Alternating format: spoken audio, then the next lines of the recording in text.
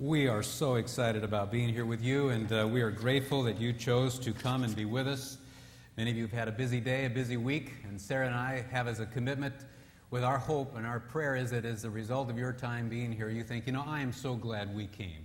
It was truly an encouragement. That's our desire, that you go away after the last session saying, I am so thrilled that we made the decision to come. So we are here to serve you in that regard and make that our goal and our hope for you, that this will not be a time that you look back and say, man, I could have been doing something better. That is our commitment to you. Thank you for honoring us by coming. We are tickled to be here. We've been looking forward to this event. And every one of you honor us. Sarah and I are so grateful to you. And we hope that you'll laugh at all of my jokes. Male and female communication. It is a fun topic. It is a fun topic. She says, I have nothing to wear. Right?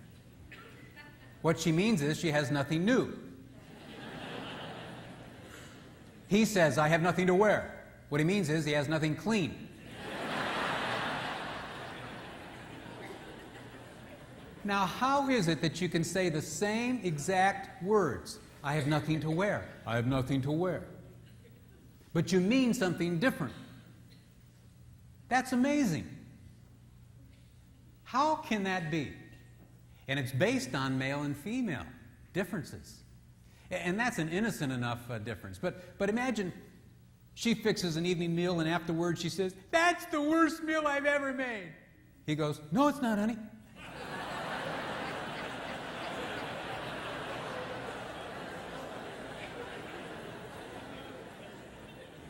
Now, where's that going to go? What are you saying? Are you saying I've made thousands of worse meals than that? Okay, mama's boy.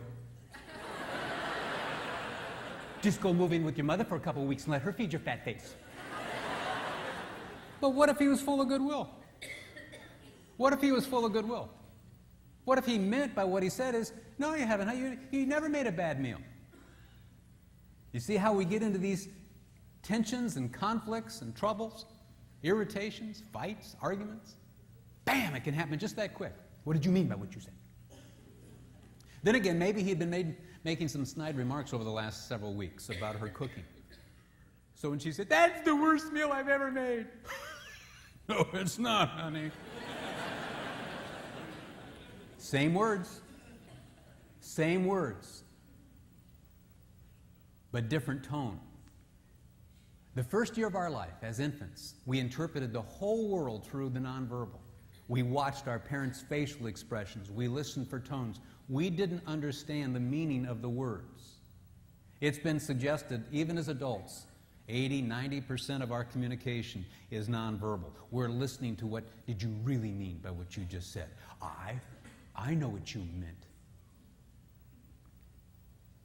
And so you can see how we get into these conflicts, because we're trying to read what the other means. Why is that? Why does this kind of thing happen? Well, I believe in part it's because God made us this way. He made us male and female. I love the statement of Jesus. He said, have you not read? He who made them from the beginning made them male and female. Have you not read? He who made them from the beginning made them male and female. I liken it to the fact that God made women to look at the world through pink sunglasses. And it colors what she sees. In fact, I don't know if you know it, but she has pink hearing aids. And it affects what she hears. And in fact, she speaks through a pink megaphone. Men, on the other hand, wear blue sunglasses and have blue hearing aids and speak through a blue megaphone. So, for instance, if that woman is among 10 women and she says, I have nothing to wear, she speaks that through her pink megaphone. All 10 women who are listening through their pink hearing aids knows exactly what she meant by what she said. Oh, honey, I don't have anything new either, but we're going shopping in a few minutes. You want to come down with us? If that guy is speaking to 10 guys through his blue megaphone and they're listening through their blue hearing aids, I don't have anything to wear. They'll all say, she ain't doing your laundry either.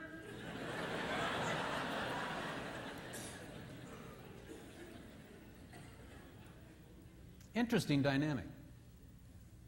Pink and blue. Not wrong, just different. And as I looked at Scripture, I realized there was a powerful verse, Ephesians 5:33. Ephesians 5:33. That is the summary statement to the most significant treatise in all of the Bible on marriage. Almost everybody who turns to the Bible for wisdom and insight on marriage will always land at some point on Ephesians 5 because it is kind of the pinnacle. It's the greatest treatise on marriage. And Ephesians 5 concludes with a powerful statement. It is as though this is the summary statement. It is as though this is the last word to the church from God. You know, if my grandfather was dying and he was on his deathbed and he said, "Emerson, come, son, I have something to share with you. Come close. Come close." You and I know that whatever my grandpa said, it's going to be the most important thing he's ever said to me. It's been said that a person's last words are the most important words that they will speak. It's as though God is saying to the church, "Come close. Come close. I want to speak to you my last words on marriage. Listen to me, children. Listen to me, son. Listen to me, daughter. If you listen to me, everything's going to be okay." What I saw there is a pink and blue issue, a male and female issue. Paul, who penned it, writes this: husbands must love their wives, and wives must respect their husbands.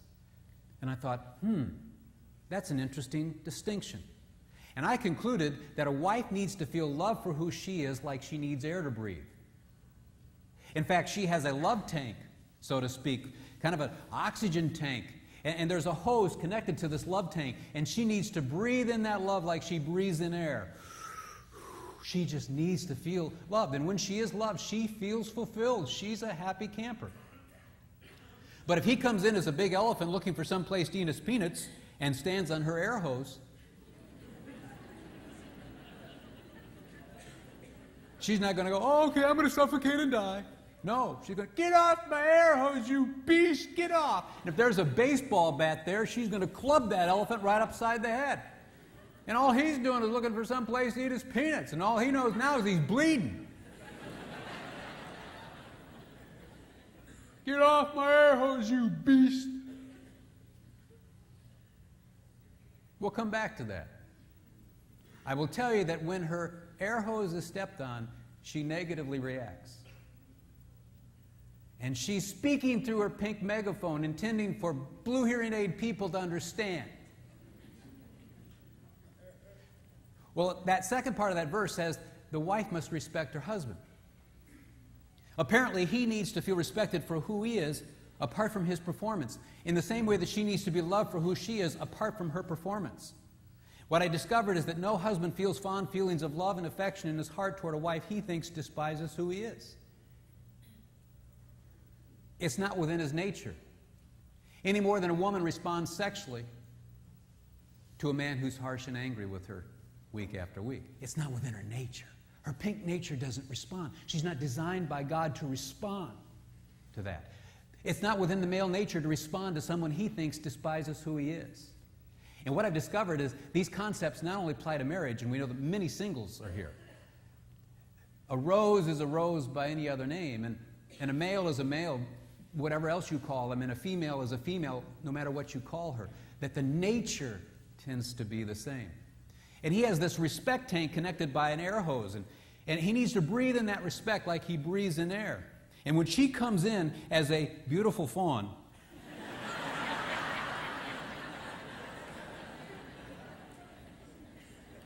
with all of her little fawnettes and has a picnic on his air hose, he's not going to go, "Oh, okay, I'm going to suffocate and die. Just go ahead and kill me." No. "Get out of here! Everybody get out of here! Get out of here!" He's grouchy and grumpy and angry. "Get out of here!" Interesting. Think about that. Husbands must love their wives. Wives must respect their husbands. Let me illustrate something, though. how does this play itself out? What would be an illustration of a woman feeling unloved? What would be an illustration of a husband feeling disrespected? Well, let's start with a woman. Suppose it's January 15th and she gets on the scales. And she looks down and she's put on 13 pounds. She comes to her husband and says, I can't believe it. I can't believe it. I can't believe all the pounds I put on since all those Thanksgiving meals, all the Christmas parties, all the New Year celebrations. I can't believe it. I feel fat. I feel ugly. I have nothing to wear. Can't do anything with my hair. He's a sensitive guy, trained in the 90s. He listens. He goes to the bookstore the next day, and he comes in, and the lead book right in the bookstore, Dieting for the Christian Woman.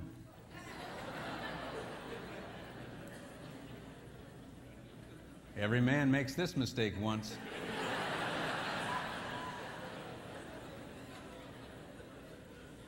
The subtitle, Post-Holiday Menus. So he gets that book and brings it home, and he gives it to her. He thinks he's at Cape Canaveral. She goes ballistic. She goes right up. And as she's going up, she's screaming at him and pointing a finger. You men have two brains. You men have two brains. One's lost and the other's out looking for it.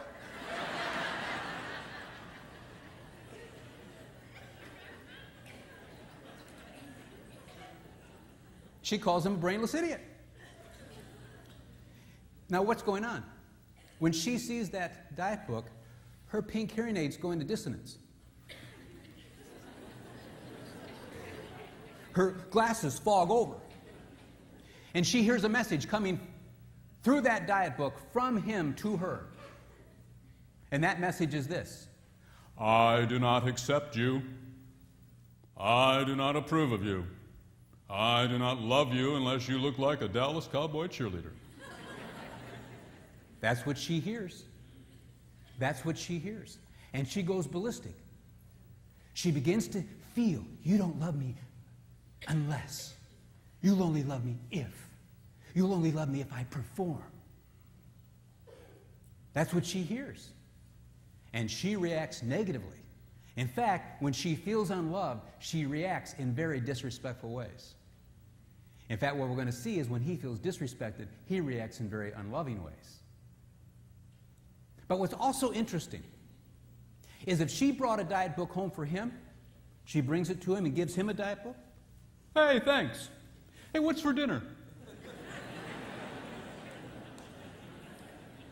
And you see, when he looks at himself in the mirror, he can see Atlas there. He can bring Atlas out anytime he wants.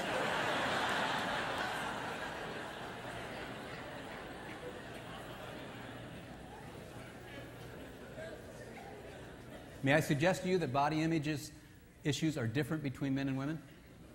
All the research points this out. We all are concerned about how we look, but I'm going to tell you that women are especially sensitive to appearance issues. Very sensitive.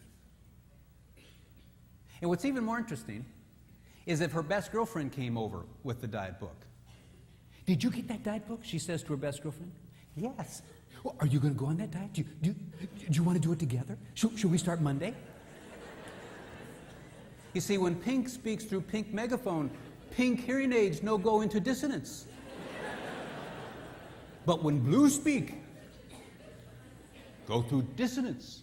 And also, though, sometimes, Pink can speak through her Pink megaphones about a diet book, and Blue doesn't go into dissonance. You can't never kind of know when it's going to happen.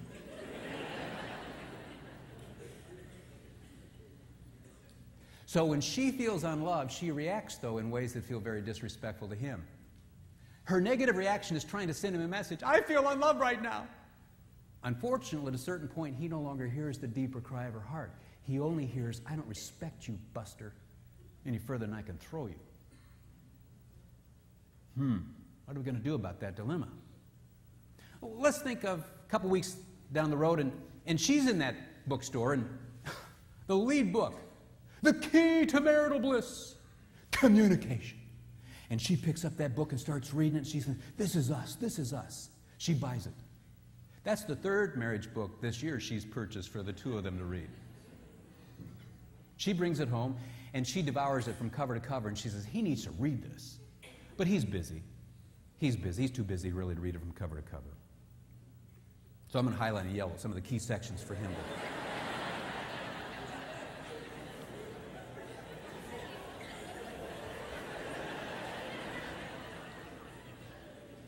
And then she puts it on a stand next to the chair that he sits in when he watches football.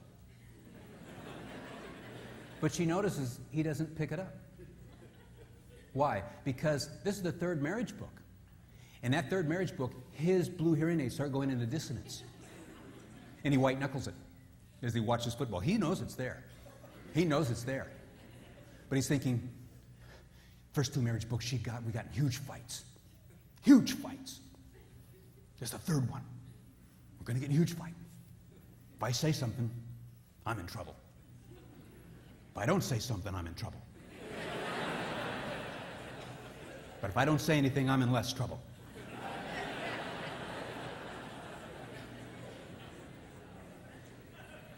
So he stonewalls. He neglects it. Why? In his world as a male, he hears a message coming from her through the marriage book to him, which is this: I don't accept you. I don't approve of you. I don't respect you, Buster, unless you change right now. That's what he hears. Now, I'm not justifying that. He can be completely wrong. Hey, I'm not justifying the wife when she goes ballistic when he's trying to be helpful and gives her a diet book. He may not even be coming close to saying, I don't love you, unless. And she may not even be coming close saying, I don't respect you, unless. But what I am going to say is there's a tendency within the nature of the female to interpret diet books through pink. She videotapes her world through pink. And she sees pink and she sees things that threaten pink. I'm not saying he's justified for feeling that way about the marriage book, but what I'm going to say, he's a male created by God. Not wrong, just different. And he interprets marriage books through a different grid. He doesn't see this as increasing love. He sees it as another situation that's going to result in him losing respect. And what's interesting is if he brought home a marriage book to her, she would go, Did you buy that marriage book for us? Do you want to read it? I mean, do you want to start tonight and just kind of go through it, the two of us, reading out loud to one another? And then she's going to be on the phone to all of her girlfriends, telling them that he brought home a marriage book. He got a marriage book. We're one.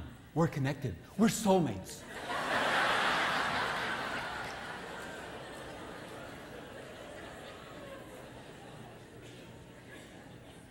Why doesn't she get all bent out of shape? Because she filters a marriage book through a different color, through a different nature, called female.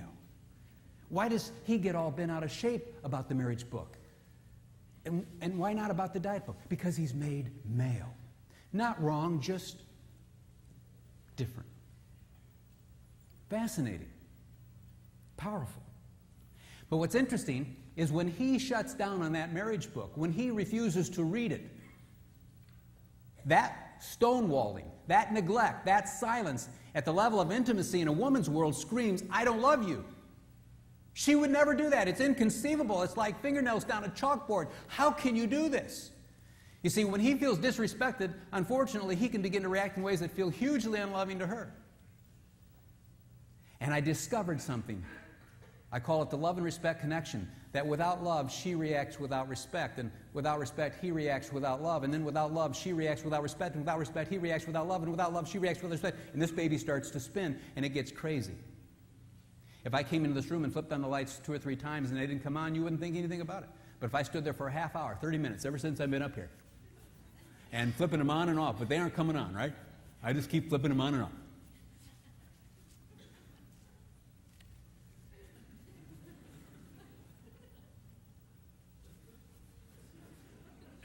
You'd say I'm what? Crazy. Craziness is when we keep doing the same thing over and over again with the same ill effect. And we're compassionate toward people who are mentally handicapped, for instance, and mentally crazy, as we might say. They'll sit and rock and do this, or they'll keep repeating the same thing. And we're compassionate because we know it's a physiological problem. But there's a marital craziness. people of sound mind who've been married for many years are in what I call the crazy cycle. They keep doing the same thing over and over and over again. The topics change, but they keep spinning on the same crazy cycle, and they do it week after week after week after month after year after year. Good-willed people, not evil-willed people. Spinning, and they're getting nowhere. Now, someone might be saying, well, don't we women need respect? Or what are you saying? Are you saying that women don't need respect? Are you saying that men don't need love? No. It's a continuum. We all need love and respect. There's no question about that.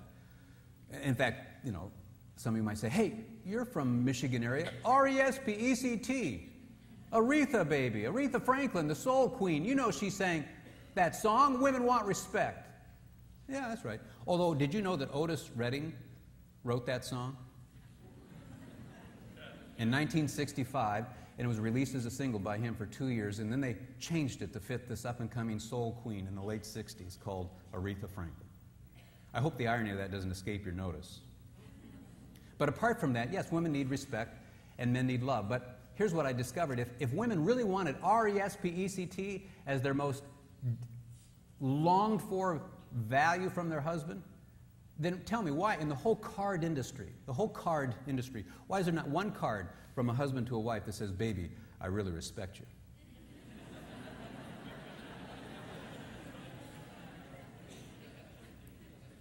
It's not there because you don't want that card.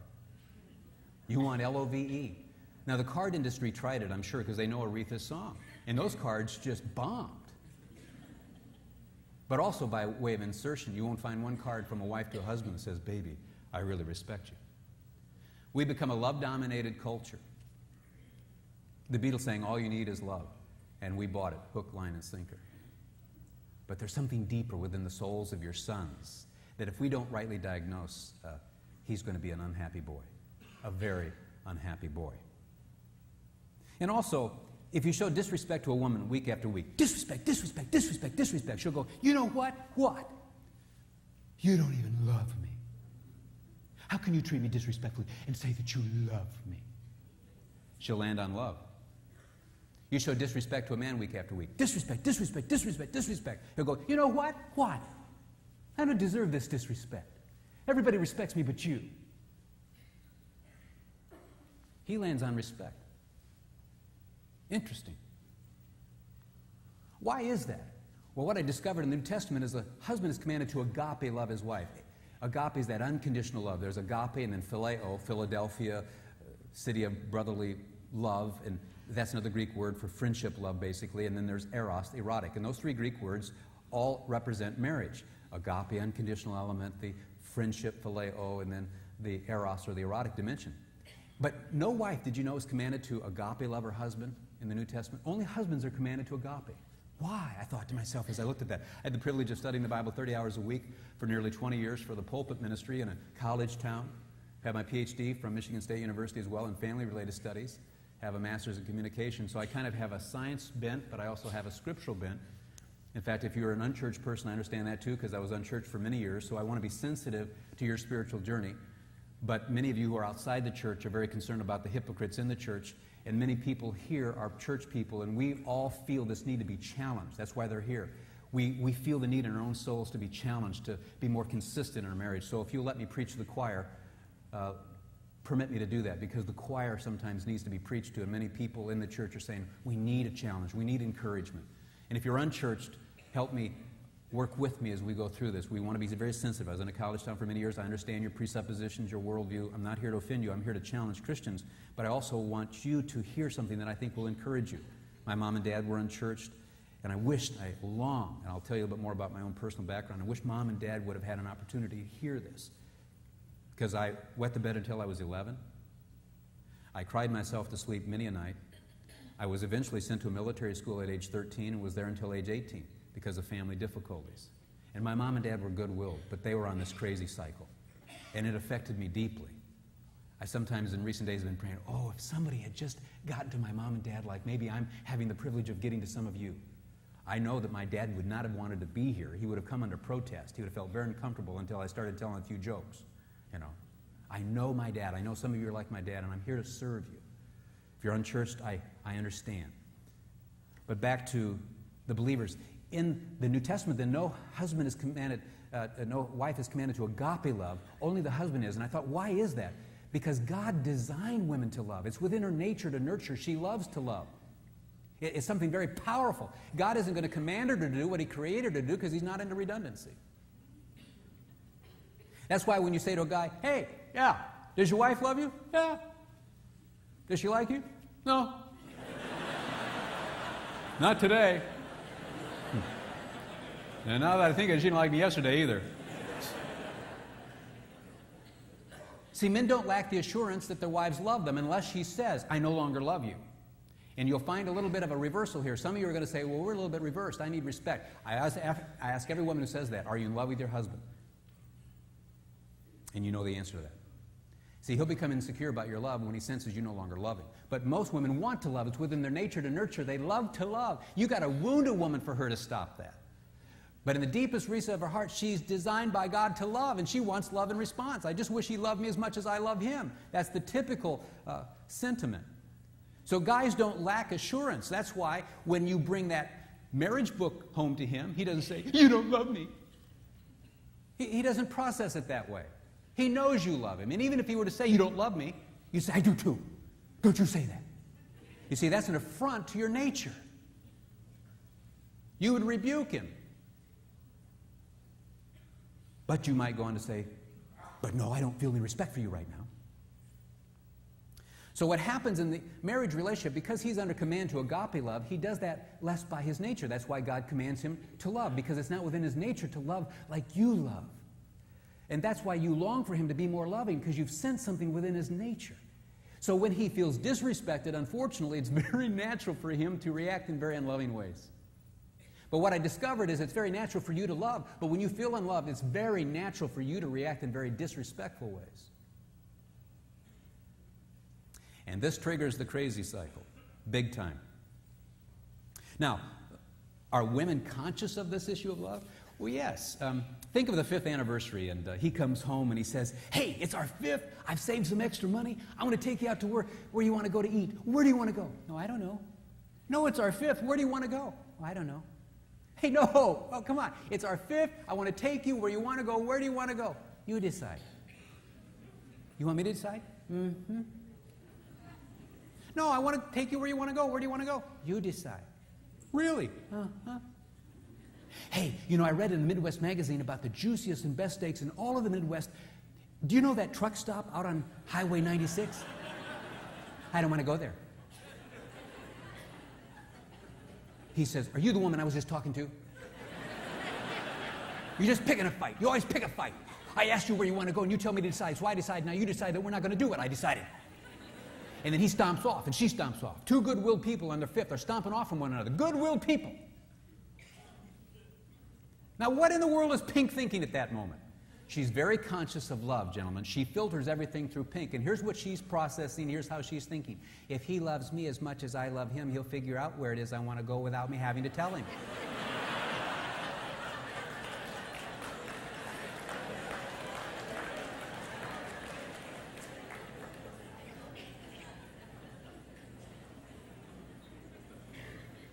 Not wrong, just different. That's how God has wired her. That's why we laugh at that, because we've experienced that. But from a blue perspective, she lied.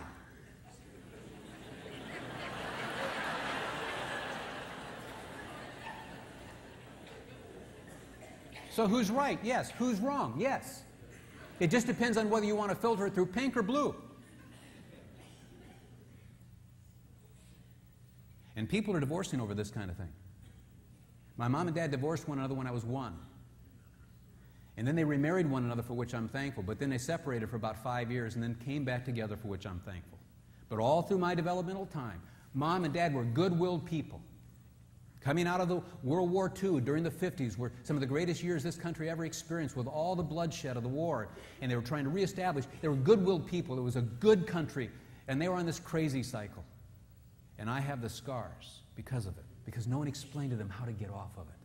May I serve you and help you get off of this, because I don't want your children to cry themselves to sleep tonight, because Mommy and Daddy, who they both sense are good-willed people who would die for them, are fighting like cats and dogs and are proceeding with divorce and don't have to, because you're not evil-willed. Are men conscious of this need for respect? We had opportunity to contribute to some research. 400 men in America were surveyed by decision analysts. It was a random sample, great representative sample of America, not the church, just the American male. And it was wonderfully done. The question I asked and had contributed to this research was, when you're in a conflict with your wife or significant other, do you feel that she doesn't respect you during those conflicts or she doesn't love you during those conflicts? 84% of the men said, I don't think she respects me during those conflicts. Few men feel unloved during conflicts. Why? Because it's within your nature to nurture and to love, and he just doesn't lack that unless you told him, I don't love you. There was another interesting question asked to these 400 men, and it's this. You men, would you rather be left alone and unloved in the world, or would you rather be viewed as inadequate and disrespected by everyone? Again, would you rather be left alone and unloved in the world, or would you rather be viewed as inadequate and disrespected by everyone? 74% of the men said they'd rather be left alone and unloved in the world. They cannot handle the idea of being viewed as inadequate and disrespected.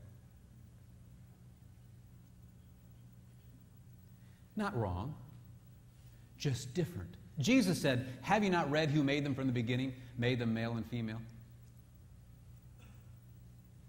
Pink is no more wrong than blue is wrong. I mean, we don't say, pink is wrong. The color is wrong. The blue is wrong. No, it's just different. Do you want to get off the crazy cycle? The crazy cycle is very simple, and it happens to the best of us. Sarah and I get on it almost weekly in one way or another, because she interprets the world through pink, I do through blue. Can you say the crazy cycle with me? The way I say it is, without love, she reacts without respect, and then you start again at what I call 6 o'clock. Without respect, she reacts without love. Can we say that in unison? Without love, she reacts without respect. Without respect, he reacts without love. Again, without love, she reacts without respect. Without respect, he reacts without love. Turn in your book, and you'll see that red page. There you see the crazy cycle. And we get on it, and it spins. In fact, there was a couple, he came to me and he said, it's our 10th anniversary, and he said, I remembered. And that was the clue to me as well. And he said, over that decade, I had forgotten every year, and she had hinted, and I hadn't picked up on the hint. She had reminded me, and I'd forgotten, and she had said nothing, and I'd done nothing. But he said on the 10th, I remembered. And in fact, he said, I went to the drugstore, and I came into the area where the cards were, and I walked across toward that section. I was about 20 feet away, and I was looking at all these cards, and one of them just jumped out at me. I mean, I could just, it's the colors, the words, it was her. So I just went right toward it, grabbed the card, got the envelope, went to the counter, and purchased it, went home, and she was there unexpectedly. So I hurriedly went into another part of the house, signed it quickly, put it in the envelope, put her name on it, and brought it to her. And I came into her presence, handed it to her, and she beamed from ear to ear. I mean, her face, it was just unbelievable. The energy going into her was unreal. And she opens the card, starts to read it, and her face drops. Turns completely sour, and her eyes get dark immediately. And I said, what's wrong? She said, nothing. He said, there is two. No, there's not. There is two. What's wrong? She holds it up. Not bad for getting me a birthday card. He was in the birthday section. He didn't pay attention. Now, if that was your relationship, where would it go? Can't you see him going something? No way, let me see that. Unbelievable. You're unbelievable, all right. Hey, look, I made an honest mistake, okay? Give me a break. I'm about to right over the head. Hey, I can't believe you said that. I made an honest mistake, okay? You know what? What? If they detailed your car out, they painted a little line across, and it was a millionth of an inch off, you'd have noticed that. You'd have noticed that. You want to know why? Because you care about your car. And when people are careless about what you care about, you notice. You want to know why you're careless about this card? You don't care. Well, now she escalates it to character assassination. And he gets angry. I can't believe you said that. I can't believe you said that. I don't care. You know what? What? I'm glad I got you a birthday card.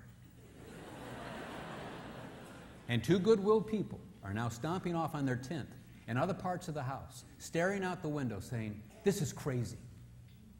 This is crazy. How does this keep happening to us? Why does this keep happening to us? And folks, it's happening to most of us here. Less, some of us are not as volatile. We're more avoidant type. We don't explode, but we simmer, and we're doing the same thing. We can't believe it. They keep stepping on my air hose. Get off my air hose. And so we push them off our air hose, and we step on theirs without seeing it. And then they push us off their air hose, and they step on ours but don't see it. You see, without love, defensively, she reacts offensively without respect. And without respect, defensively, he reacts offensively without love. And without love, defensively, she reacts offensively without respect. And without respect, defensively, he reacts offensively without love. You see, it's a defensive reaction. When she gets the diet book, she's defensively reacting. I can't believe this. I can't believe this. I feel so unloved by you right now. I can't believe it. You men have two brains. One's lost, the other's out looking for it. You brainless idiot. I can't. And at a certain point, he no longer hears the deeper cry, do you love me? Do you love me? Do you love me? Reassure me that you love me. Instead, Gottman and others out of the University of Washington studied 2,000 couples for 20 years, and they discovered that men begin to hear negative criticism as contempt for who they are as men. And they no longer hear the cry of pink, and they only hear a put down for blue. And they react. And she feels unloved in the first place. Now she sees him reacting even more in loving ways. And women are divorcing now 2 to 3 times more than men are. It's called the walk-away woman. Because we're filtering marriages today through pink and pink alone. And women are confused. And this will be your daughter-in-law. Unless we change and bring about mutual understanding. But also, without respect, defensively he reacts. Why does he shut down in the marriage book? It's the third one, and he hears a message. He thinks that you don't approve of who he is. You used to glow during the courtship. You used to look up to him. You believed in him. Apart from his performance, you admired him. And that glow has left the first year of marriage, and he didn't know how to get it back. And now as he feels is that he knows you love him, but it's this ongoing message, change, change. I don't accept you. I don't approve of you. I don't respect who you are. And he defensively reacts. He just doesn't know what to do. He's not trying to be unloving. He's on the defensive. He's not trying to get up in the morning thinking, how can I be unloving? But when he shuts down on you, it feels unloving, and it's offensive. And so what's happening today, both are taking up offense. Men are saying, that's right, you're preaching, Emerson. These women are disrespectful and offensive and negative, and we're sick and tired of it. Whoa, whoa, whoa. You married a good-willed woman. You didn't stand at the altar and say, you hate me and I hate you, so let's get married now. Her criticism and negativity and offensive reactions is her cry. You matter to her more than any adult at the level of intimacy. It's faint praise. It's been so faint you haven't heard it. But it's praise, true praise. I need you. She's not trying to emasculate you to get you to sing in the boys' choir at a high-pitched tenor. So the question is, will you decode? Will you decode? And women today are saying, I'm sick and tired of this. I'm offended by him. Nothing's positive in our marriage. He's unloving. No. He would die for you. And Jesus said, no greater love is a man than this, that he lay down his life for his friend. Your husband's not sentimental, but he is self-sacrificial, and he would die for you. And according to Jesus, he's loving, but he's not sentimental. And don't confuse the two. And he is confused himself, but I will tell you that when he feels disrespected, he will react in ways that feel unloving to you. But he's not trying to say to you, I don't love you. He's not trying to say that at all. He's miles away. And yet some of you are going to see lawyers because you've concluded he doesn't love you. No, he's reacting because he thinks you don't respect him. Will you decode? And will you model for your future daughter-in-law how to decode with the boy that nursed at your breast? And you know he's a good-willed boy, but will your daughter-in-law?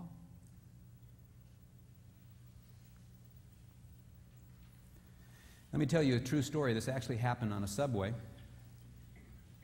but I'm going to put it on a bus. And so we're on this bus, and it's an all-night, ride from destination A to Z. It's a 14-hour bus ride, red-eye special. And you get on the bus, and it's almost all full except for 4 seats. And you sit down, and we're waiting for the last 4 to get on, and finally the last 4 get on. It's a father with his 3 children. And the father comes right down the aisle and sits right in front of you by the window, and he starts staring out the window. The bus doors close, and the children don't sit down with the father. Instead, as you sit back and everybody sits back to put their eyes shut and start to get a little sleep, suddenly the bus starts rolling down, and one of the kids screams, the other screams, and then they run by, and they run by, and they run up and down. And suddenly there is chaos. These kids are out of control. And you sit up, the dad's just staring out the window. He ain't doing nothing. And these kids are in absolute chaos. So you sit up, everybody sits up. You're looking at everybody else in the bus. They're looking at you, and suddenly there's this silent vote. Everybody looks at you, and they vote you the chairperson to get the father's attention.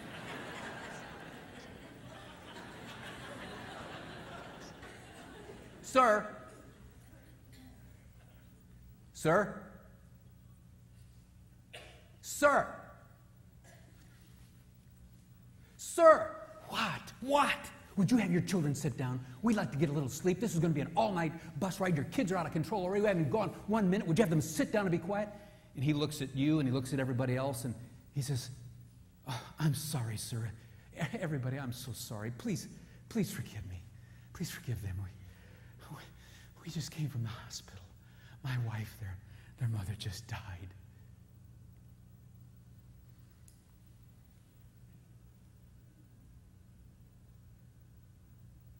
Where did your emotions go? They went from anger, irritation, hostility to guilt, empathy, understanding. You wanted to put your arms around those children. You wanted to put your arms around that husband. How did that happen? Everything changed, but nothing changed. Everything changed, but nothing changed. How can that happen? In fact, the kids scream now louder than they've ever screamed. In fact, it's really actually technically worse. And now you really don't have any recourse. But somehow it doesn't make any difference. How is it that everything changed but nothing changed?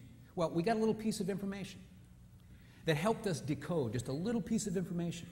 That information was that husband just lost his wife. Those children just lost their mommy. Up to that point, we were bringing our experience to the situation. I know why that man's doing what he's doing. He's a liberal, permissive. He is just. That's why we have so many problems in America.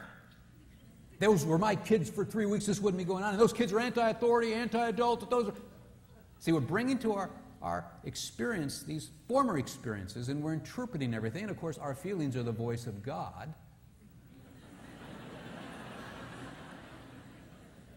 And so we are absolutely convinced. But when we drew that conclusion, we were actually wrong, even though we felt we were right. But when we got that information that decoded, we suddenly, he's in shock, and the kids are in shock. That's what a lover does when he loses his wife. He's in shock. And little kids act out when they lose their mommy because they never lost their mommy before. And suddenly things change. My friend, you're on a marital bus ride. And you're irritated, you're angry, you're so spit mad, and you're bringing to these episodes in your marriage your experience, your feelings, and you know you're right. Particularly when you can predict what your spouse is going to do. Because now you're a prophet.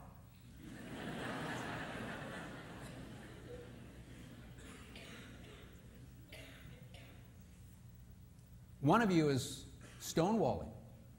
The other's running up and down the marital aisle, spasmodically wild.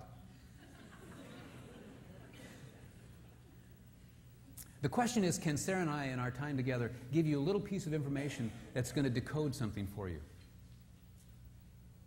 Everything's going to change. But nothing's going to change. It might even get worse. But you've got to work with us. If you're sitting here thinking, I hope my spouse is listening to this guy, then you've already begun to miss it, because you're going to lose power. If you listen to me from your standpoint, what am I asking the man to do in relationship to woman? What am I asking the woman to do in relationship to man? You're going to get power. You're going to be able to touch their spirit. You're going to be empowered. You are not powerless. I'm going to tell you, if you have any degree of goodwill in this relationship, and don't just take a snapshot of something that happened that was evil. That doesn't necessarily mean that they were evil-willed. Adultery may have happened, but that doesn't necessarily mean that person's an evil-willed person because they've done evil things.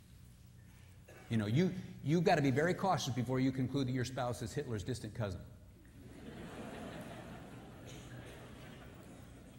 And remember, that is the mommy or daddy of your child.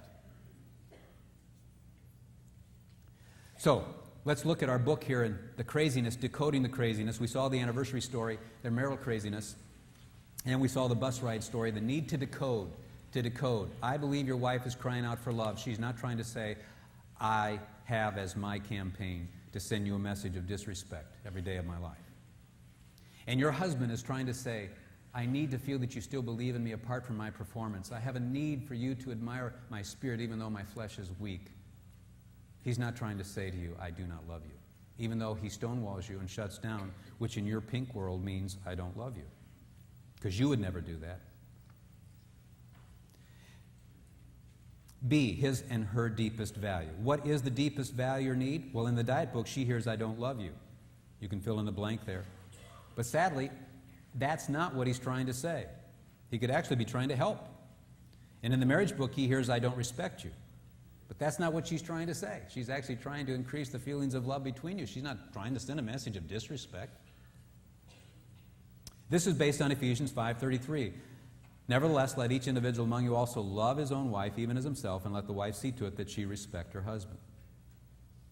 Well, number 2, is this why things get crazy? Yes, without love, she reacts without respect. And without respect, he reacts without love. Round and round and round it goes. Where it stops, only the divorce lawyer knows. In our book, Motivating Your Man God's Way, book 1 and 2, and in book 2 we quote the book Why Marriages Succeed or Fail, and University of Washington, Gottman in particular, the professor there says, men are far more likely than women to be stonewallers, 85%. When tension builds, it often takes only the arrival of criticism. Men avoid emotional conflicts by going off by themselves. If you ask a male stonewaller to describe his state of mind, he often says, I'm trying not to react, though his wife perceives his silence as an act of hostility. The wife is likely to interpret his response as a rejection of her. She couldn't imagine needing to withdraw over such a minor criticism. Such interactions can produce a vicious cycle, especially in marriages with high levels of conflict. The more wives complain and criticize, the more husbands withdraw and stonewall. The more husbands withdraw and stonewall, the more wives complain and criticize. This cycle must be broken if marriages are to avoid dissolution. If the wife becomes belligerent and contemptuous, the husband is likely to withdraw even more. They studied 2,000 couples for 20 years, and this was the conclusion there in their love laboratory up at the University of Washington. Notice that contempt and belligerence is a problem on the part of the female. And I believe that her deepest cry is, I need you to love me, but she will choose this very disrespectful reaction. Why? Because it's natural for her to be disrespectful when she feels unloved. And what is it natural for a man to do? To stonewall and to do something that feels very unloving to the wife. It's not natural for him to be loving when he feels contempt and criticize, because he begins to hear that negative criticism as contempt for who he is as a human being. But notice Colossians 3:19, husbands, agape, love your wives. That's her need. Listen to 1 Peter 3, verses 1 and 2. This is about husbands. The women were asking Peter of that day, how do I win my husband to Christ? He doesn't want to believe in Christ. He is not a Christ follower. And Peter says, even if any of them are disobedient to the word, they may be won without a word by the behavior of their wives as they observe your respectful behavior. Respectful behavior. What's interesting in this verse, ladies, this is proof that this respect is what we call unconditional. Just as love is to be unconditional. Did you know Hosea 3:1? The prophet was told to go win his wife.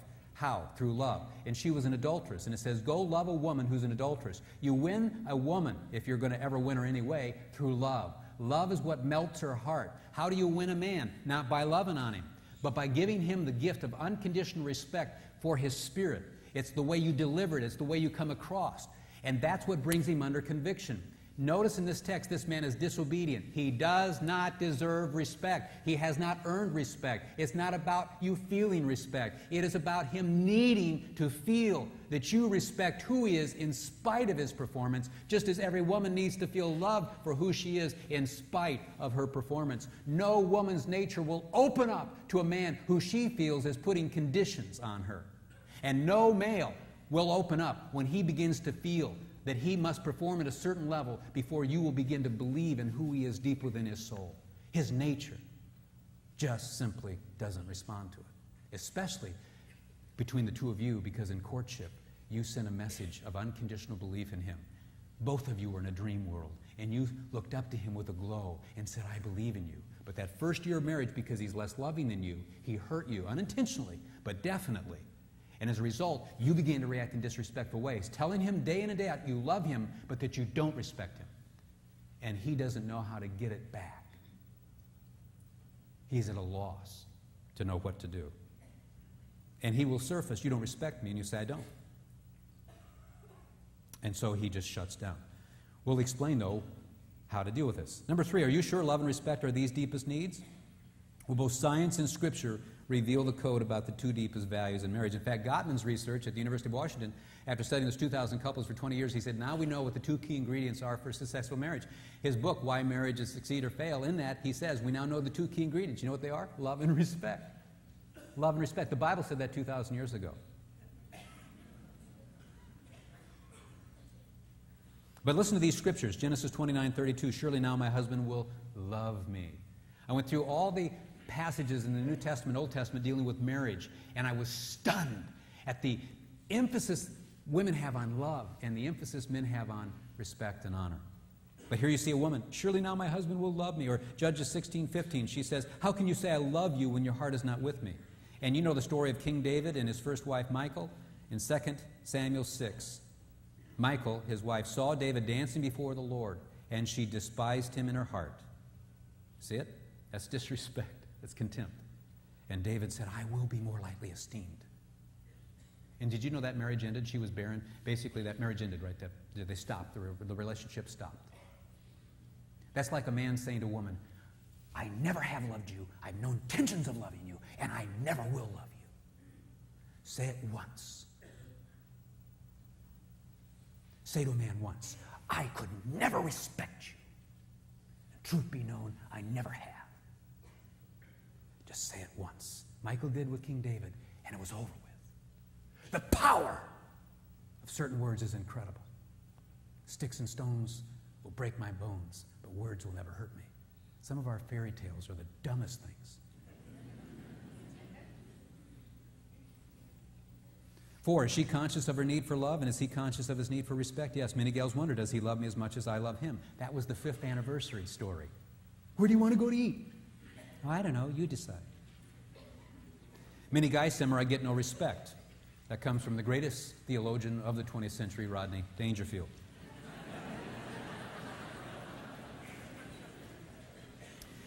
But is he conscious of this? Well, during the break, some of you women are going to want to turn to your husband and say, is that how you feel? Is this really true? Is this really true? A lot of you women are so foreign, you want to turn to him. Is that how you feel? And gentlemen, don't say, what do you think I've been trying to tell you for 11 years? Finally. No, gentlemen, don't do that. But he is very conscious of this, and that would be his natural tendency to tell you. The other way you really want to say it, men, here's a word of wisdom. Well, honey, what he said makes perfect sense to me. Yeah, that's how I feel. But you know what? I want to better understand what it means to love you, honey. That's a word of wisdom. But are we conscious of it? Yes. When I say to Sarah, we're in a conflict, did I just come across unlovingly to you? She sparks up. When we have a conflict and she said, did I just come across disrespectfully to you? I perk up. There's power. Power. But listen to other scriptures. Genesis 29:32 and 33. Leah said, the Lord has heard that I'm what? Unloved. Judges 14:16. Samson's wife wept and said, you only hate me and you do not love me. Esther 1. You know what the men feared? That the wives would look with contempt on their husbands. And they wanted an edict so that all the women would give honor to their husbands, great and small. It's interesting today that any passage that deals with a woman's need for love, that's understandable. Any passage that deals with a man's need to feel honored, he's arrogant and a chauvinistic, sexist pig. But if we reframe it from the standpoint that just as she needs to feel love for who she is, you could make, a woman comes to me and says, I just want someone to love me and make me feel special. I just want someone to love me. I could technically make mincemeat of her.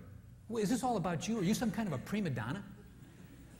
But we know that's not what she means by what she says. I have nothing to wear. You've got to come to grips with what they mean by what they say. And when your husband says, I just need somebody, I need you to respect me, I don't deserve this disrespect, everybody respects me but you got to understand what he means by that. He's not an arrogant, chauvinistic pig. He's saying, I have a need. You're stepping on my air hose. But when a woman feels unloved, she breaks down and cries, and we'll explain that. When a man feels offended in the deepest recess of his heart, he gets angry and goes off by himself to calm himself down. But when you videotape a woman who's crying and you videotape a man who's going off in anger, guess who looks guilty?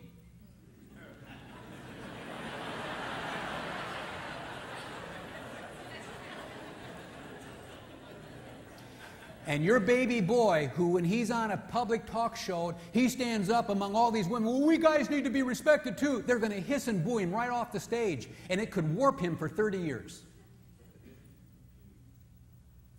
Because he's not part of that culture.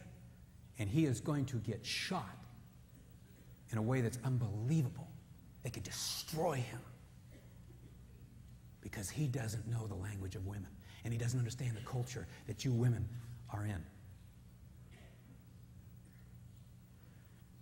How do you seduce a woman? I will allure her and speak kindly and tenderly. That's how you draw her. How do you seduce a man? Proverbs 2:16, the adulteress who flatters with her words. Flattery is false respect. Number 5, why do we hear more about love in marriage than respect? Well, research shows that women are what we call expressive responsive. Expressive responsive. You express yourself, you respond. And it's the way God has wired you. That's that nurturing instinct. You're there at the moment. You respond to children, respond to people, you smile. That research has shown you wrinkle earlier because you smile so much. It's true. You're just there. Your spirit's there. And when mom is not happy, you're there. We see it, we can feel it. You're expressive responsive. So as a result of that, women are talking about their deepest need. Love. And we become a love-dominated culture. The feminist movement is motivated by good-willed women, but they're not Christ followers. They would be what they would refer to as evolutionists. They're secularists. They believe that the world is here by randomness. They do not believe in what we call a revelatory view of life. Jesus said, man shall not live by bread alone, but by every word that proceeds out of the mouth of God. Abba, Father. That God, Abba. That loving Father.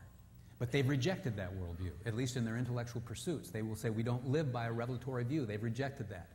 So they're secularists, and they really do believe we evolved from apes, and they believe that women have advanced down the evolutionary line much further than the men have.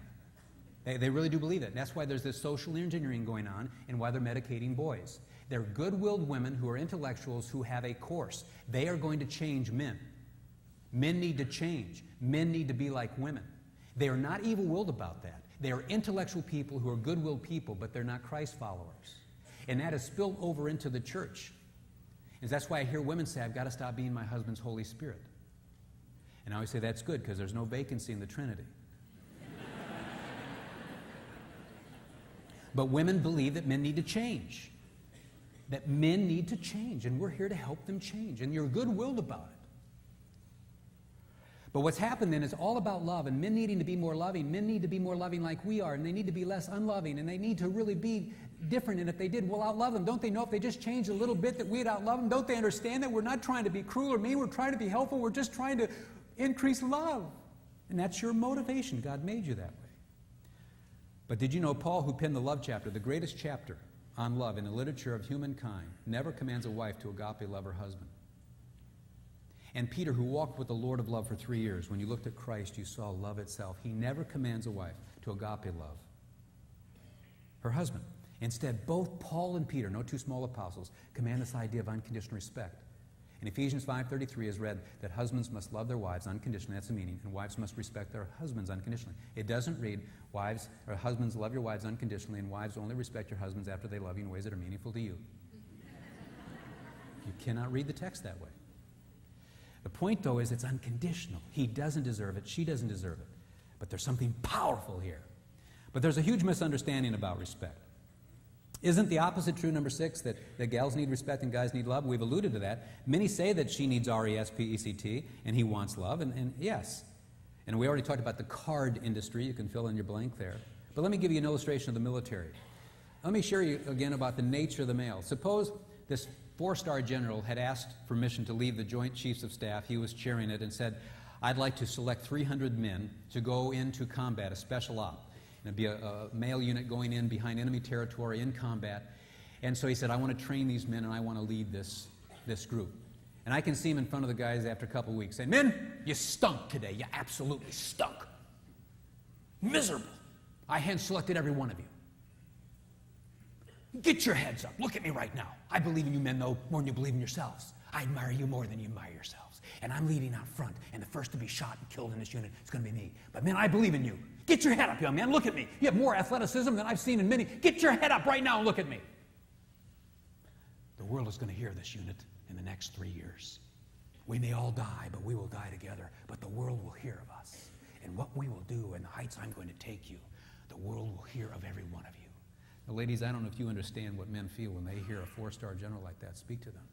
That's what we call unconditional respect, unconditional admiration, unconditional belief. And when men hear that, they do 2 things. They serve. That's why they call it the service. Hey, where'd you serve? I served in Vietnam. High five, and I was there too. The service. Second thing men do, listen to me. They die. They die. But we have voices in the radical feminist movement that say if you show respect toward a man, he'll treat you in a subservient way. So don't you even begin to show him respect unless he meets the criteria that you've established for that. And I say that is untrue. Not if he's a good-willed man. If he's a good-willed man, he will not treat you in a subservient way over the marathon of the marriage. He will serve you. He'll have a bad hair day just like you do. You are not married to a perfect person. And he didn't marry a perfect person. The second thing, this culture says, if you treat a man with unconditional respect, he'll kill you emotionally. No, not a good-willed man. Not over the marathon of the marriage. He will die for you. He will die for you. There was one man who said to his wife, I love you so much. I love you so much. I would die for you. She said, oh, Harry, you keep saying that, but you never do.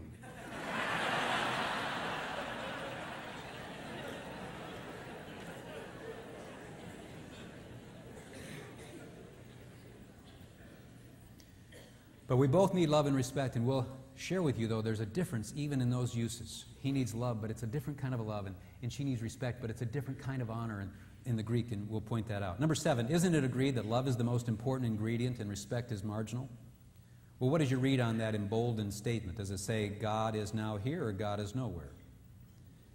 It's all put together. If you're a believer, you probably saw God is now here. If you're an unbeliever, you saw God is nowhere. Now, if you're a believer who saw God as nowhere, you better freak out. No. This is just an illustration, and the illustration is this. Pink sees the presence of love in the absence of love. Just as a believer sees the presence of God, and just as an unbeliever doesn't see the presence of God. And blue sees the presence of respect in the absence of respect. This is an illustration to show that we videotape in different colors. But what's happened today is we've been videotaping in pink, and so pink sees love as the dominant issue, and this respect thing, blue, is really a marginal issue. If we just love one another, that's all that matters. But here's a point that I want to make. Can our spouse have a need that we don't have? And is that okay that our spouse would have a need that we don't have? And particularly toward men, is it okay that a man has a need to feel respected for who he is apart from his performance? In the same way you need to feel loved for who you are apart from your performance? Is that okay? And if it feels strange, is it strange? If it feels foreign, is it really foreign? If it feels marginal, is it really marginal? Jesus said, have you not read, he who made them from the beginning made them male and female. Consider it. Number 8, don't some wives feel uncomfortable showing respect to a husband? Because this is the uniqueness of what we're saying, I need to highlight this dimension. That's right. Some gals say, well, look, I don't feel any respect for him. He certainly doesn't deserve it. He hasn't earned it. He's not superior to me, and that's the dictionary definition of showing respect to your superiors. I'm not inferior to him. I'm not going to be a doormat. I'm not going to be treated in a subservient way, and he could abuse me emotionally. But other than that, Pastor, I'm really open to hearing what you have to say about this. That's where the culture's at. So we do have a little bit of a challenge for us, particularly those in the believing community, because Scripture's so clear. These are salient passages. These are not secondary interpretations. These are central. But some contend showing respect makes a husband superior and a wife inferior. And let me just say, biblically that's not true. In the eyes of God, we are equal. We're not the same, but we're equal. We are equal. We are equal. It's very important that you understand that when we talk about different needs, a woman isn't more important because she needs to be loved. A man's not important because he needs respect. We're just different. Not wrong, not less than, not more than, just different. Have you not read? He who made them from the beginning made them male and female. I mean, he's no more superior than you're a prima donna for being loved and wanting love. We can misinterpret easy enough if we want, but we come to a point where we choose to trust the goodwill of that person. Number 9, what if a husband doesn't deserve respect? Well, it isn't about him deserving it. It's about him needing it. You see the difference? He doesn't deserve it. Put it this way. Must Sarah be lovable before I love her? No, I'm to love her whether she's lovable or not. And if I don't love her when she's unlovable, you will tell me that I'm an unloving human being. That's where the culture's at. What we're also saying by way of comparison is you're to respect your husband whether he's respectable or not. In other words, you give him that gift. Now, we're not talking about you being in harm's way. If he's physically violent, you must remove yourself from that. But I'm talking about basically a good-willed man who shuts down on you when you give him a marriage book. He's not sentimental. He's not as expressive, responsive. He's not who you want him to be. And we're talking about you being a respectful person, especially when he comes across in unloving ways. You give him a gift, something he doesn't deserve, and it's as simple as your tone, your facial expression, word choice. Just as he needs to ask himself, is that which I'm about to say to my wife going to feel loving to her or unloving? It works every time. If a wife says, is that which I'm about to say to my husband going to feel respectful to him or disrespectful to him? He may deserve the disrespect, but I'm going to tell you, he will not feel fond feelings of affection and love in his heart toward a woman he thinks despises who he is as a human being. But when you give him the respect that he doesn't deserve, you're a better man than he is probably at that moment. And he comes under conviction. Just as a man who's loving said, I'm sorry for being unloving. I want to love you more. I don't understand where I'm making a mistake. Every woman I know softens in the face of that vocabulary. It's within your nature to hear something spoken, especially when pink words come out of a blue megaphone. And when blue words come out of a pink megaphone. Me hear mother tongue. It been said she once knew how to speak this. She did in courtship. You watch, it'll jerk him. So it's not about him deserving it. It's about him needing it. And what's interesting in the culture, do you know women can say, I love you, but I don't respect you? And I say to women, what would you feel if your husband came to you and said, honey, I respect you more than anybody, especially since your old man gave you that $10 million inheritance. Boy, do I respect you, woman. But let's get it straight. I never have loved you, don't love you now, and don't intend to love you. Every woman I know said I'd be devastated by that and I'd never get over it. That's right. What do you think he feels if he needs respect in the same way you need to feel love when you say to him, I love you a ton, but I don't respect you right now. I don't know if I ever respected you, and I don't know if I ever can respect you. You have devastated him, and he will never get over it. Apart from you hearing from me how to correct that mistake. And if it's an innocent mistake, and it is, it'll be okay. But you need to hear me first. And what I'm saying is not so much for Sarah being lovable. The issue here is the command is from God to me to be a loving man, whether she's lovable. And this is a command of God to the woman to be respectful, whether he's deserving of it or not. And the key to winning a disobedient husband is by giving him a gift of something he doesn't deserve, just as Hosea gave the gift to his adulterous wife, something she didn't deserve, and it won her heart, and it wins his heart. It just works. It takes work, but it works. And I'll tell you this, you cannot be disrespectful to motivate love, and you cannot be unloving to motivate respect. So you're at a crossroads.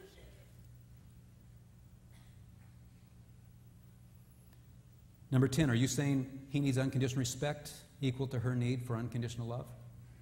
Well, like needing oxygen, she needs unconditional love, and he needs unconditional respect, yes. And you'll see that in 1 Peter 2. The 1 Peter 2 is unfolding this idea of honoring and respecting people who do not deserve it, who are not gentle, who are not good, who are not reasonable, but that's the call, both love and respect. And it's unconditional. It's powerful. Number 11, as you said, is this why we react when things get a bit crazy? Yes. She reacts when unloved for who she is, and he reacts when disrespected for who he is. And that's why one of the ways that we get off of it, I say to Sarah, that felt disrespectful. Did I just come across as unloving? What that does, it puts voice to my deepest need, but it gives her the benefit of the doubt. And it is amazing what happens when she says to me, that felt unloving. Did I just come across as disrespectful? She's putting voice to what she's feeling, but she's giving me the benefit of the doubt, the good-willed man that she's married to. I give the benefit of the doubt to the good-willed person. I don't say to her, you are so disrespectful. You're a disrespectful woman. No, that felt disrespectful. I'm not saying she's right. I'm not saying she's wrong. I'm not saying I'm right. I'm not saying I'm wrong. That felt disrespectful. Did I just come across as unloving? Whoa, power. That felt unloving. Did I just come across as disrespectful? She didn't say, you are despicable. You're so unloving. You're the most miserable person. No. That felt unloving. Did I come across disrespectful? Folks, if you introduce that language, I'm going to tell you the craziness is going to stop. Of course, your fear is your spouse is going to say, you're absolutely right. You're unloving and you're so disrespectful. And what you just simply say is, I'm sorry. It takes guts, and we'll tell you how to do this. We'll give you a little precursor here. I'm sorry. Will you forgive me? And then just go off. Just distance yourself. Watch what happens if you're married to a good-willed person. And let me add a little bit, having been at the conference, as you walk away that time, you're just doing that because Emerson told you to. They'll add that, those of you who've been at the conference. Just say, no, he's right. You just watch what happens. You've got to be married to one bad dudess or one bad dude for them to shut down on that. But you've got to take it by faith. It works. Takes a little work, and we'll come back to that point. D, how do I get my spouse to meet my need, though? I've got this need. How do I get them to meet that need? Number 12, now that you say this, it's so obvious, so why doesn't my spouse get it? Well, she thinks her acts of love are respectful. That's why. And he thinks his acts of respect are loving. What do I mean, his acts of respect are loving? I put a roof over that woman's head, and she says I don't love her. Women go, gag me. She appreciates the provision, but there's so much more to love than just a roof over her head. And women say, I don't know why he'd say I don't respect him. I listen to him. I care for him. I do his laundry. Why would he ever say I don't respect him? Because in a fight yesterday, you said, I don't respect you. That's a clue why he feels that. 13. What if he says, I don't know if I love you, and she says, you don't deserve my respect? Ah, there's that statement. Well, ignorantly she said, you don't deserve my respect, and ignorantly he said, I don't know if I ever loved you. So you're in this huge fight with your husband, and he says, I don't know if, and after 2 hours after this comes, I don't know if I know what love is. I don't know if I've ever loved you. What need for further witnesses? Crucify him. Right? But that's not what he meant by what he said. What he meant is, I don't know if I know what love is. I don't know if I've ever loved you in the way you need to be loved. He didn't finish the sentence. He didn't say fully what he meant. Or you get in a fight with your wife and she says, I could never respect you. She said it, right? But in her world, she knows it provokes you. It's a noodle in the face because she's trying to get you to understand that she's feeling unloved. But gentlemen, there's no man or woman in your world who talks to you that way. So in our world, it's a brick in the face. And so the question is, are you going to take up offense or are you going to give her the benefit of the doubt? She knows it provokes you, but she's clueless fully as why. And he knows when he shuts down, it provokes you, but he doesn't fully know why. Or he says, I don't know what love is. I don't know if I've ever loved you. He didn't mean that. So you've got to come to a point where you believe the goodwill of your person that you're married to. Trust their heart, even though they've stepped on your air hose, even though they're offending you at times. 14, can a good marriage become better and a poor marriage become good? Yes. If goodwill exists, then most conflict is due to a misunderstanding of each's core value. I love 1 Corinthians 7:33 because it says there in 34, the husband is concerned about how to please his wife, and the wife is concerned about how to please her husband. And the one who penned that is Paul, who also wrote Romans, talking about the total depravity and the sinfulness of people. That one who then said that there says in marriage, you know what? You're created in the image of God. And I do not believe that a husband gets up in the morning thinking how I can displease my wife. And a wife doesn't get up in the morning thinking how can I displease my husband. You don't get up in the morning with ill will. You don't get up in the morning and think how I can offend them. She's not getting up thinking how can I be disrespectful, offensive, and negative toward you today. He's not getting up, how can I come across as unloving, offensive, and lack something positive in our marriage today? How can I just ruin her day today? Paul is saying you're both concerned about how to please the other. Then why do we keep displeasing one another? We don't in our intent. And so there's a crucial point here. We come to a point, Sarah and I did, where I trust her goodwill. She comes to a point where she trusts my goodwill. Even though I'm going stonewalling on her and silent and getting angry, she still chooses to trust my goodwill. She concludes that she must have stepped on my air hose, as stupid as I may be for thinking that. And when we choose to trust the other's goodwill, good things begin to happen. And we can say a lot of things. You hurt me. I can't believe it. You're stepping on my ears. I know you're not intending to do that, but boy, it's tough for me to believe that right now. But I know your heart. Doggone it. You will not divorce, and that person will probably soften. You got to know how to fight. You got to know how to argue. You got to know how to state things. And if you think to yourself, am I going to say something to my wife that will help her understand that I love her and I'm not trying to be unloving? Am I going to say something to my husband that will help him feel that I want to respect who he is and I'm not trying to be disrespectful, but I need his love? Can you voice it that way without feeling you're forsaking the feminist team? If you do, good things are in store. 15, I hold my spouse responsible, so how do I get him or her to move first? I prayed about that, because that's the question most of you are asking right now. Because it would be so easy. If he would just love me, if he would just love me, I would respect him. If she would just do what this guy is saying. But you can't be listening that way, right?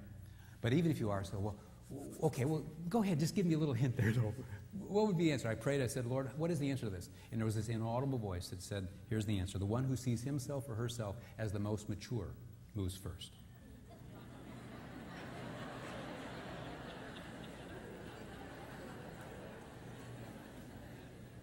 I don't know if that's from God, but I don't think it's from the devil.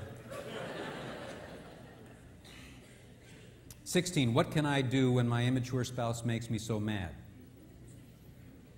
Your spouse doesn't make you mad. What happens during a fight and the phone rings? Ever since I married you, you make me so mad. I'm so mad I'm out of control because of you. I'm so out of control because of you. Ring, ring, ring. Hello? Hey, Jan, yeah, 7 a.m. tomorrow. I'll see you. Yeah, bye. And for the last time. We're not out of control. If $1 million was given to you for at the end of 6 weeks, if you never got mad at your spouse, and the video crew was going around videotaping you, you wouldn't get mad. You see, folks, we don't lack ability. We lack incentive.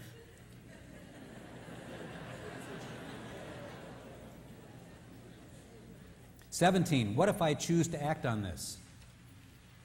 Love empowers a husband to energize his wife, and respect empowers a wife to energize a husband. And we're going to be explaining that in our next 2 sessions. There is power here. There's power. And every wife knows there's power if a husband were to love her, and every husband knows that if a wife respected him, there's power there. The question is, will we trust that if I actually am the mature one and I move first and I do this, even in the face of my spouse who isn't responding, would it really work? And I'm going to tell you, yes, if there's any degree of goodwill. And even if you've had adultery, even if there's been separation, even if there have been a lot of things that you could incriminate them on in the subsequent days of this relationship, you can take a snapshot. Let me live with you for 2 weeks, and I can take a series of snapshots and put it on the front page of the newspaper and incriminate every one of you. And some of you are incriminating your spouse, and the Lord is saying, but you know that's not their deepest heart. Why are you doing that towards your children's parent? You know that's not their deepest heart. And you're trying to incriminate them to motivate them to change. And that's your deepest heart. But you talk about being so far removed from effectiveness and how this will result completely in misunderstanding. 18, isn't this too simplistic, though, since so many other problems exist? Well, the problems are not the problems we know now. The root issue is an unloving and disrespectful attitude. You know, it might be that you're having this conflict over money, and you say to her, what'd you do with that $500? You always spend. I can't believe it. You're always spending this money. And their spirit deflates, right? And then 3 years later, you're divorced, and you said, we didn't have those money problems. We'd been married today. No. It wasn't the money as the topic. It was your negative, unloving attitude toward her. Her nature, Pink, cannot handle that lack of love and that negativity. She just shuts down. Or tonight, later, you say to your wife, hey, our parents have the kids. Do you want to be sexually intimate? Is that all you ever think about, you beast? Sex. And then 3 years later, you're divorced. You said, if we didn't have the sex problems, we have a great relationship. No. Sex was important, but that wasn't the issue. It was your disrespectful, negative attitude. His maleness he can't function around that. God hasn't designed him. But a woman will break down and cry and go on a talk show. That's where our culture's at, generally speaking. He will get angry and go off by himself. So what we have to do is understand that her pain is real. We need to understand it. His pain is real. We need to understand it. Not wrong, just different. 19. What is a major mistake couples make? Here it is. That he can be unloving to get respect, and she can be disrespectful to get love.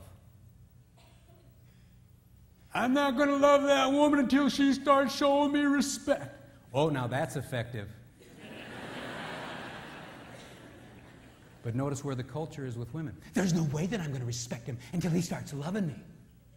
Oh, that just motivates him tons. You know, some of us are living in this world where we think that our spouse is going to awaken to something, that 30 years in the marriage they're going to come to us one day. I had an epiphany. What?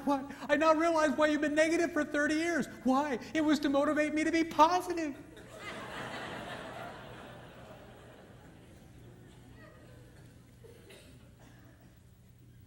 Folks, are you on the crazy cycle, flipping the lights on and off? Is it working, the things you've been doing? Could it be that your methods are wrong? Your heart's in the right place. Your heart is in the right place, but your method is foolish. And God is calling you to begin to think about this differently, to be effective, not to be rendered impotent. The feeling is if I'm loving in the face of a disrespectful woman, it's going to tear me apart. The feeling is if I'm respectful in the face of an unloving man, it's going to rip me apart. We'll explain to you how to do that, but that's your worst fear. So you want them to move first before you dare go there.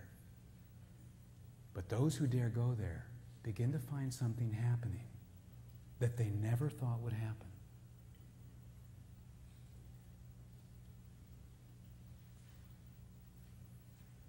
And lastly, what else should we know about these two values?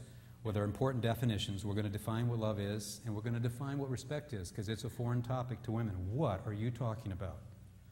And there are also important connections between love and respect. Just as without love, she reacts without respect, and without respect, he reacts without love. We're going to see how to get off the crazy cycle. And that's by getting on the energizing cycle. His love motivates her respect, and her respect motivates his love.